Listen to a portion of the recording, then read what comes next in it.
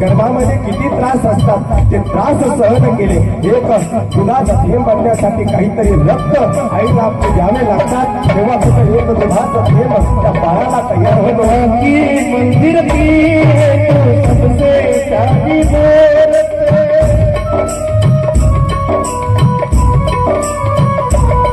ममता के मंदिर की है तो सबसे प्यारी मूरत। भगवान नजर आता है अब देखो तेरी को, भगवान नजर आता है अब देखो तेरी को। जब जब दुनिया में आए हो तेरा दिया चलता है, जन्मों के दीवारों पर अब नाम अपना लिख जाए।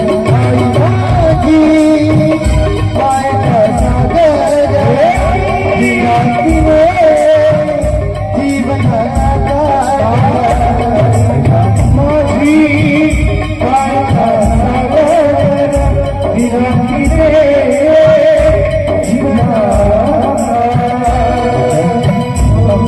आई आमचे संत महात्मे सांगतात, आमचे शास्त्रकार आमचे सुभाषितकार सांगतात की बाबा आईचे उपकार तुम्ही फेडू शकत नाही. कारण ज्या आईने तुम्हाला जन्म दिलेला आहे ना त्या आईला त्रास काय असतात त्या आईला विचारावं. आम्ही म्हातारा वृद्ध अवस्थेमध्ये ज्यावेळेस आई वडील असतात त्याच आई वडिलांना आम्ही घराच्या बाहेर टाकतो. ते ज्या आईला आम्हाला ज्या वडिलांनी आम्हाला वागवले त्या आई आणि वडिलांवरून घराच्या बाहेर टाकतो. यासाठी तुम्हाला वाढवलं आई आणि बापाने.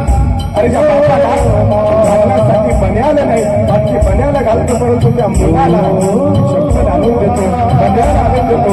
स्वतः मात्र दाढी करण्यासाठी पैसे नाही म्हणून स्वतः घरी दाढी करतो, परंतु मुलाला कपडे घेण्यासाठी पैसे देतो तो बाप आहे. जो बापाने त्याचे राष्ट्र कष्ट केले तो बाप आहे. अरे शेतामध्ये राब राब राबणारा तो बाप आहे. त्या बापाचे आम्ही उपकार विसरू शकत नाही. तो बाप आहे, तो आई आहे. म्हणून सुभाषितकार सांगतात की ते आईचं ममता के मंदिर की है तो सबसे प्यारी मूरत।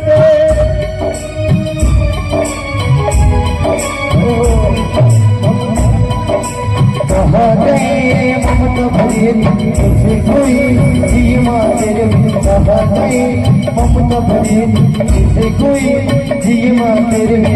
ओ मैं तुझे ढूंढूं मैं कहाँ, ओ माँ के बिना